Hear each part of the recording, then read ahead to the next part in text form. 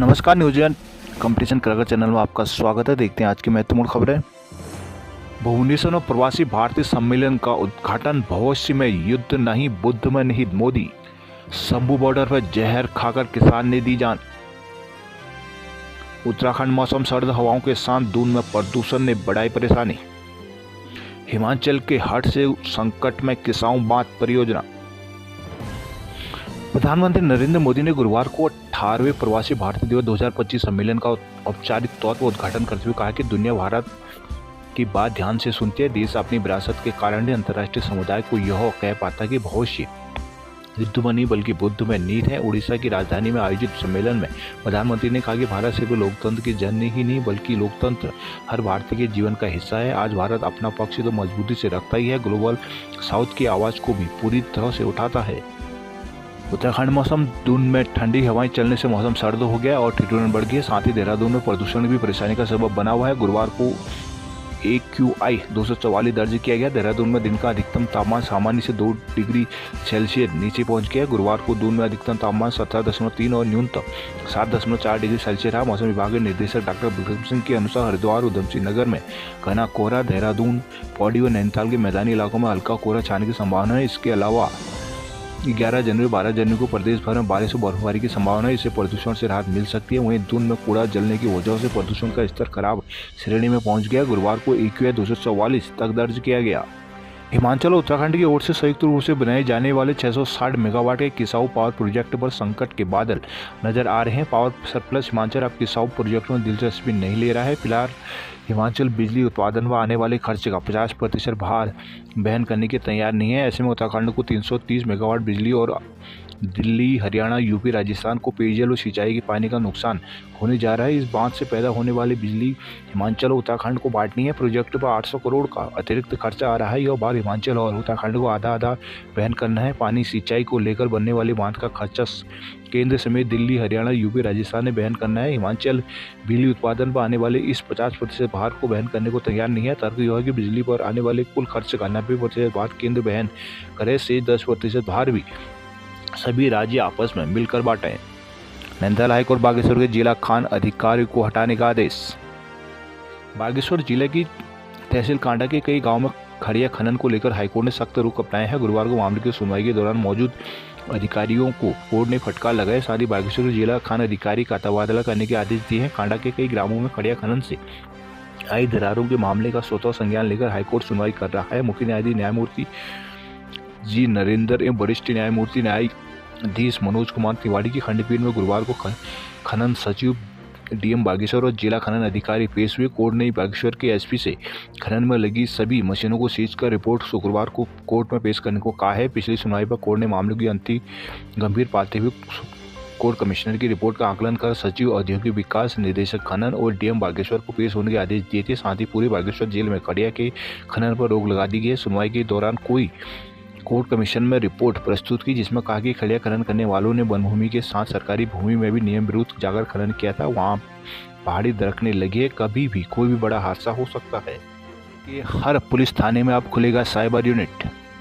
उत्तराखंड में साइबर ठगी के मामलों की जांच के लिए पुलिस ने हर थाने में साइबर यूनिट स्थापित की जाएगी। इसके साथ ही राज्य में स्थापित साइबर थाने में साइबर एक्सपर्ट की तैनाती बढ़ाने का निर्णय लिया गया है। राज्य में साइबर ठगी के मामलों में लगातार इजाफा हो रहा है। समाज में अपराध के इस नए तरीकों को रोकने के लिए अब पुलिस ने भी तैयारी शुरू कर दी है, जिसके लिए पुलिस मुख्यालय की ओर से एक्शन प्लान तैयार किया गया है। योजना के अनुसार राज्य पुलिस के सभी थानों में साइबर यूनिट शुरू की जाएगी और साइबर थाने में एक्सपर्ट बढ़ाए जाएंगे। राज्य में साइबर और अपराधों से लड़ने के लिए अभी सिर्फ 2 साइबर थाने हैं। इन दोनों में कुल मिलाकर 30 के करीब पुलिस बल और कर्मचारी तैनात हैं। हर दिन बड़ी संख्या में हो रही साइबर ठगी की वजह से जांच के लिए मामलों की संख्या भी लगातार बढ़ रही है। ऐसे में अब पुलिस मुख्यालय ने इन दोनों ही थानों के लिए 60 से 70 नए कर्मचारियों की तैनाती का निर्णय लिया है। इसमें जो कर्मचारी तैनात होंगे उनके रैंक पुलिस के समान ही होगी, लेकिन शैक्षिक योग्यता साइबर एक्सपर्ट के रूप में अलग अलग तय की जा रही है।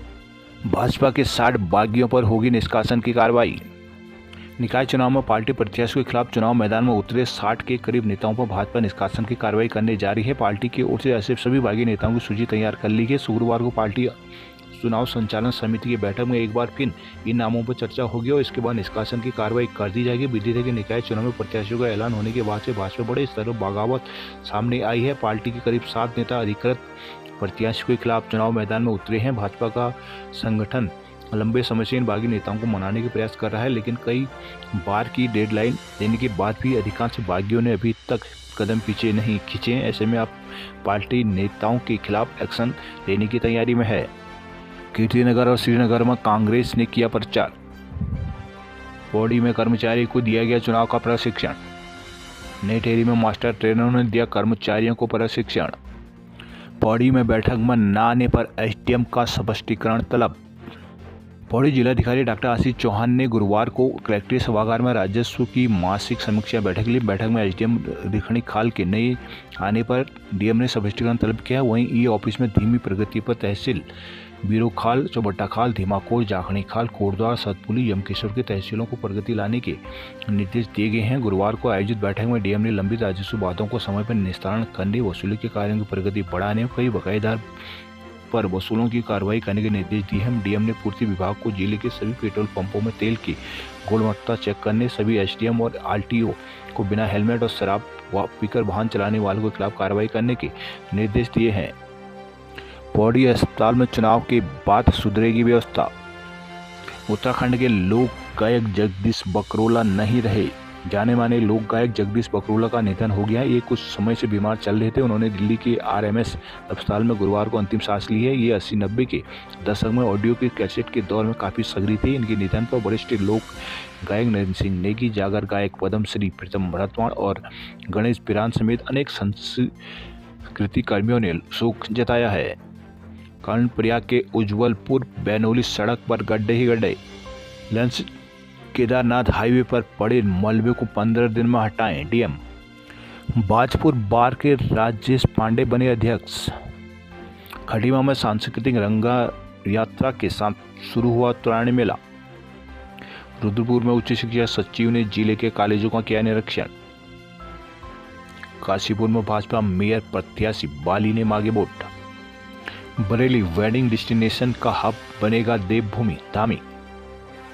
देवभूमि उत्तराखंड को वेडिंग डेस्टिनेशन का हब बनाया जाएगा। बीते वर्ष इन्वेस्टर मीट में आए प्रधानमंत्री नरेंद्र मोदी ने लोगों से वेडिंग डेस्टिनेशन के लिए उत्तराखंड के प्रसिद्ध धार्मिक स्थलों पर जाने की अपील की है। इस दिशा में तेजी से काम चल रहा है। साथ ही राज्य में फिल्म शूटिंग स्थलों को भी विकसित किया जा रहा है, जिससे स्थानीय लोगों को रोजगार मिलेगा। यह बात है उत्तराखंड के मुख्यमंत्री पुष्कर सिंह धामी ने गुरुवार को बरेली क्लब मैदान उत्तरायणी मेले का उद्घाटन करने के बाद कही है। उत्तराखंड के मुख्यमंत्री धामी ने उत्तरायणी मेला पहाड़ की संस्कृति, कला, रवायत, लोकगीत, संगीत को संरक्षित कर रहा है। साथ ही एक पीढ़ी से दूसरी पीढ़ी तक पहुंच रहा है। अपनी सनातन संस्कृति को जानना और संरक्षित करना हमारा कर्तव्य है।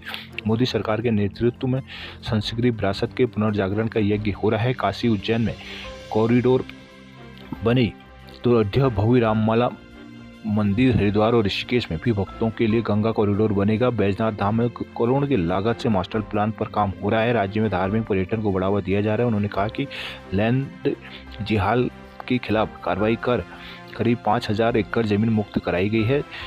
जिहाद के खिलाफ कराई है, जिसमें ये भूमि की शुचिता और स्वच्छता वाली छवि खराब ना हो। कीचिया में 2 पक्षों में हुआ विवाद, ढाबा कर्मी पर फायर झोंका।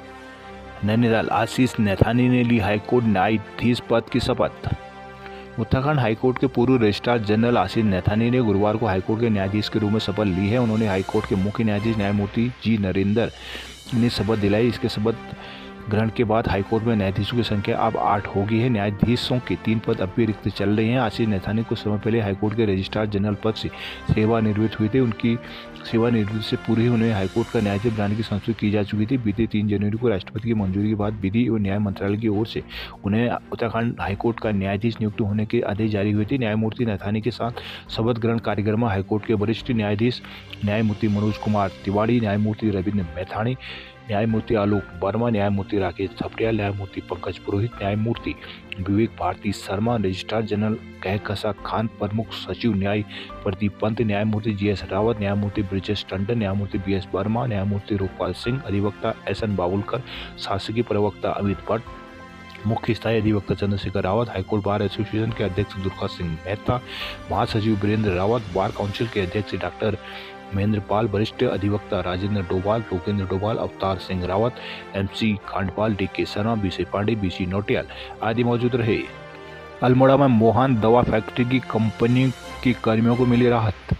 हाईकोर्ट ने अल्मोड़ा जिले के मोहान में स्थित दवा company Indian medical and pharmaceutical limited के विनिवेश की प्रक्रिया शुरू करने की चुनौती देती याचिका की सुनवाई की है। कोर्ट ने कहा कि इस मामले में वर्ष 1977 के शासनादेश का अनुपालन किया जाए। इस जीओ में कहा कि यदि वन भूमि का उपयोग निर्धारित उद्देश्यों की पूर्ति के लिए नहीं होता तो वन भूमि विभाग को हस्तांतरित हो जाएगी। गुरुवार को गुरु न्यायाधीश न्यायमूर्ति जी नरेंद्र एवं न्यायमूर्ति न्यायाधीश आशीष नेतान की खंडपीठ में IMPCL कामगार संघ की याचिका पर सुनवाई हुई। याचिका में कहा गया 2023 में भारत सरकार के विनिवेश मंत्रालय ने मोहान अल्मोड़ा स्थित इंडियन मेडिकल फार्मास्यूटिकल की बिक्री की प्रक्रिया शुरू कर दी थी।